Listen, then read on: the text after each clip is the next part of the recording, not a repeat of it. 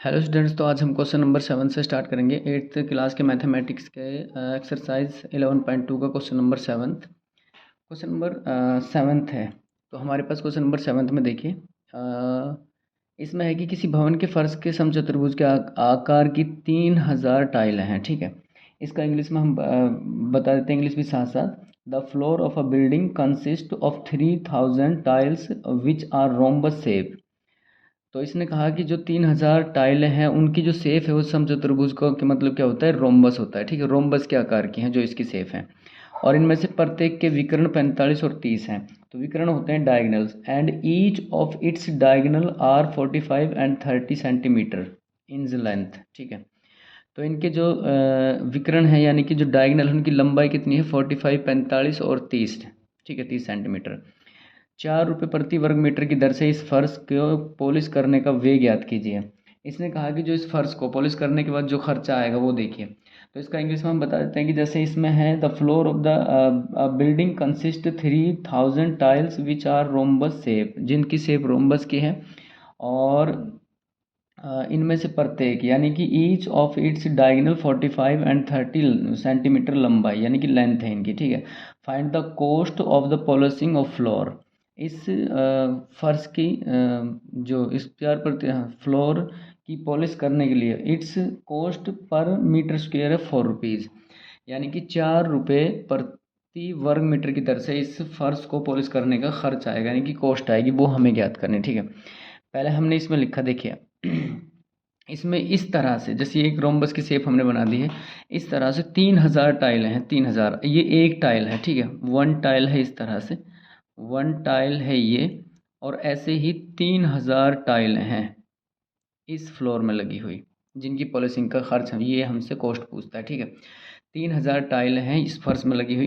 तो हम क्या है, एक टाइल का एरिया निकाल लेंगे, इस टाइल का। तो टाइल क्या है, रोम्बस की शेप है इस टाइल की। ठीक है, रोम्बस की शेप है, इसके डायगनल है, डायगनल ये होते हैं, डायगनल इसका 45 है, एक 30 है।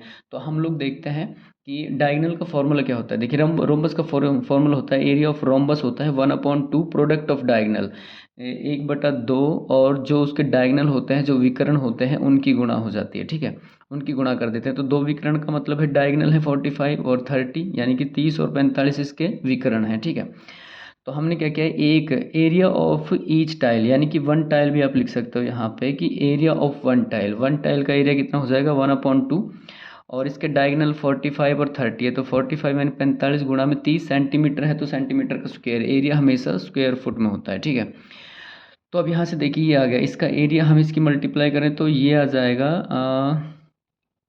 2 से इसको डिवाइड करें, 2 से तो 30 कट जाएगा, तो 15 दूनी 30, और 45 की 15 से मल्टीप्लाई करें तो 675 सेंटीमीटर स्क्वायर, 675 सेंटीमीटर स्क्वायर का इसका एरिया आ जाएगा। अब ये सेंटीमीटर में है, लेकिन जो इसकी जो कॉस्ट है, क्वेश्चन में देखिए एक का एरिया आ गया एक टाइल का, यानी कि इस एक रोम्बस की जो शेप है उसका एरिया हमारे पास है 675। अब देखिए स्टूडेंट्स, आपको सिंपल है कि अगर आपको ये 600 जो 75 एक टाइल का एरिया निकला है, या एक रोम्बस की शेप का टाइल उसका एरिया निकला है, तो 3000 का क्या निकल जाएगा, इस 675 को 3000 से मल्टीप्लाई कर दो।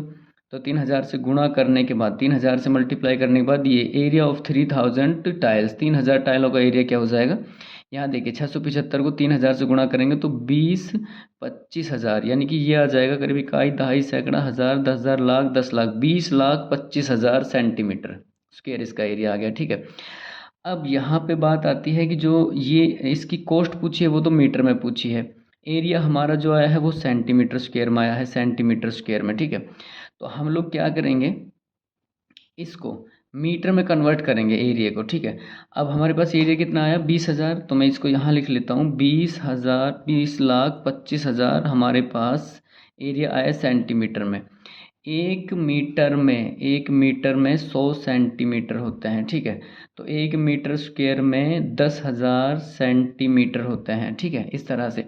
तो जब हम मीटर निकालते हैं, सेंटीमीटर में बदलते हैं, तो 10,000 से गुणा कर देते हैं। अब सेंटीमीटर को मीटर में बदलेंगे तो हम लोग क्या करेंगे, 10,000 से भाग कर देंगे। स्टूडेंट्स, ये आपको ध्यान रखना है कि जब मीटर को सेंटीमीटर में बदलते तो हम 10,000 से गुणा कर देते, अब भाग कर देंगे, तो ये मीटर स्क्वायर आ जाएगा। 3 जीरो से 3 जीरो कट जाएंगे तो हमारे पास आ जाएगा, एक 10 ऊपर लिखेंगे तो 202.5 मीटर स्क्वायर, 202.5 मीटर स्क्वायर आ जाएगा इसका एरिया हमारे पास। ठीक है, अब देखिए क्या करेंगे हम लोग, 202.5 हमने यहाँ भी लिखा था इस तरह से 3000 टाइल का, यानी कि एक टाइल का जो एरिया है वो आ गया 675।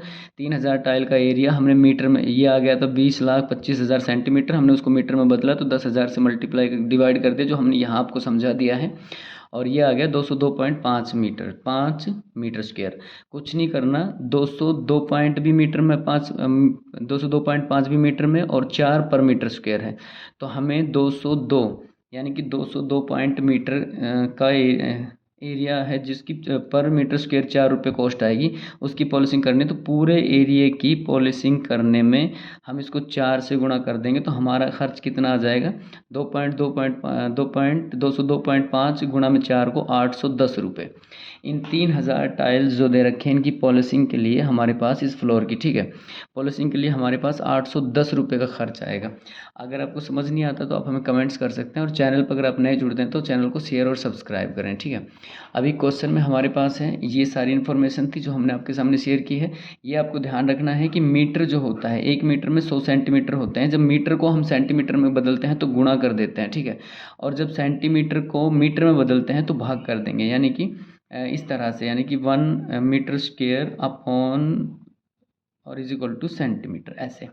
तो ऐसे ही हमने यहाँ पे सेंटीमीटर को मीटर में बदला था तो 10,000 से भाग कर दिया था, क्योंकि 1 मीटर में 100 सेंटीमीटर होते हैं तो 1 मीटर स्क्वायर में 100 गुणा 100 होते हैं, यानी कि 10,000 सेंटीमीटर होते हैं। क्वेश्चन नंबर हमारा 7 था। कुछ नहीं करना, पहले एक टाइल का एरिया निकालो, फिर 3,000 टाइल का एरिया निकालो, उसको सेंटीमीटर को मीटर में बदलो और सीधा 4 से गुणा कर दो। जो आंसर आएगा वो आपके क्वेश्चन का आंसर हो जाएगा। क्वेश्चन नंबर 7 था ये।